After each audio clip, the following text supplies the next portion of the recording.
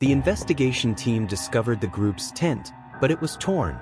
What was intriguing was that the tent fabric had been slashed from the inside, as the ripped fibers pointed outward. It seemed as though the hikers, gripped by fear, had slashed the tent to escape. Footprints, both with shoes and barefoot, were also found imprinted in the snow, trailing away from the camp.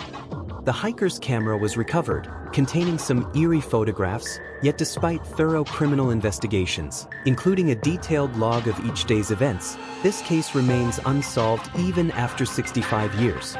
This is the story of the Mountain of the Dead, commonly referred to as the Dyatlov Pass incident. Welcome to another Zenith video, dear viewers.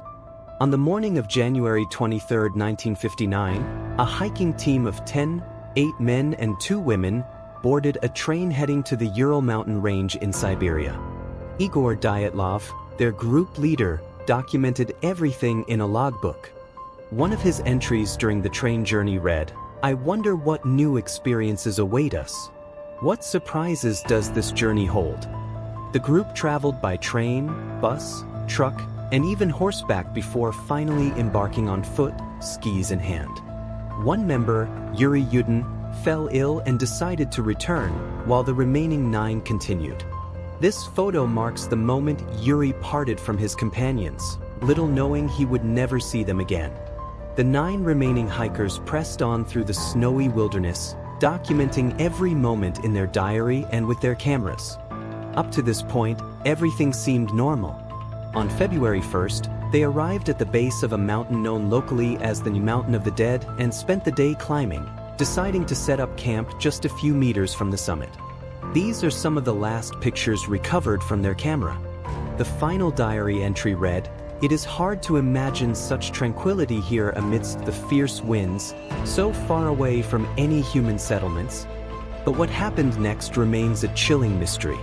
The hikers had planned a 16-day expedition, and they left a message with friends and family stating they would telegraph their safety upon returning. However, 15 days passed with no word. Concern grew among relatives and friends, prompting a search team to be dispatched. On February 26th, searchers discovered the hikers' camp at the mountain's base. The scene was beyond disturbing. The tent was lightly covered in snow, with all their gear left inside as if abandoned in a hurry. It appeared the tent had been cut open from the inside, suggesting a dire emergency forced the hikers to flee. The next day, searchers began combing the surrounding area and found footprints near the torn tent leading downhill. Oddly, these were normal walking strides, not frantic running prints.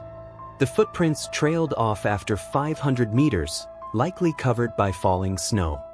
Following the trail, the team arrived at a cedar tree where they found traces of a dead fire and the frozen bodies of Yuri Krivonishenko and Yuri Doroshenko. Both had minimal clothing, no jackets, no gloves, only thin shirts and underpants. Weather records indicated that night had temperatures of -30 degrees Celsius, -22 degrees Fahrenheit. Why were they so underdressed in such brutal cold? The cedar tree showed broken branches up to 5 meters high, suggesting the 2 tried to climb in desperation. The other 3 hikers were discovered between the tent and the cedar tree, dressed slightly warmer but still without proper winter gear. Their bodies were oriented as if they were heading back to the tent but succumbed to the cold along the way. Doctors confirmed these 5 died of hypothermia. It took 2 months to locate the last 4 bodies, found under a rocky area in the opposite direction, 75 meters away from the cedar. These victims had suffered severe internal injuries. 1 had a fractured skull, while 2 had crushed ribs. The medical examiner insisted that such injuries couldn't have been caused by another person or an animal, but rather by a powerful impact, like falling from a great height. Disturbingly, 2 of these hikers had missing eyes, and 1 woman's tongue was gone. To add to the mystery, investigators found radioactive particles on some of their clothes. Initially, foul play or murder was suspected, but the case was closed on May 28th, with no conclusive evidence of foul play or internal conflict. The question remains, what happened to these 9 experienced hikers? Why did they rip open their tent in panic? Officially, 6 of them died from hypothermia, but the unusual circumstances made it hard to believe. Despite international coverage, families and many others doubted the Soviet government's official narrative, suspecting a cover-up. The presence of radioactive material led to theories of a secret Soviet nuclear test.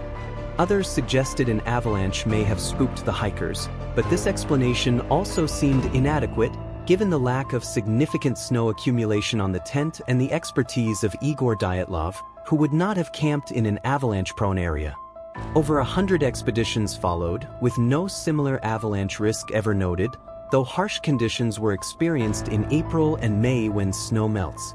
However, the hikers ventured out in February, with no such conditions present. This last photograph from their camera shows a blurry light, possibly suggesting an unidentified flying object, UFO, or a meteor. But if something crashed, why wasn't any debris found? The true events remain shrouded in mystery. So, what really happened on that fateful night at Dyatlov Pass? Why did they rip open their tent? What caused such devastating injuries, and why were they so poorly dressed? To uncover the truth, we must focus on the tent, the first link in this eerie chain of events. One theory speculates that an accidental fire or smoke from a stove caused a panic, forcing them to flee. Evidence supports this idea, with burn marks on some of the hikers' clothes and traces of blood, potentially from inhaling too much smoke. It's possible that after escaping, they sought shelter near the cedar tree, where 2 succumbed to the cold. Others may have wandered further, only to be injured by a small avalanche or a fall. The mystery deepens with radioactive clothes and missing body parts, perhaps from scavengers or the brutal terrain. Despite all theories, the true explanation behind the Dyatlov Pass incident remains one of the 20th century's most haunting and unsolved mysteries.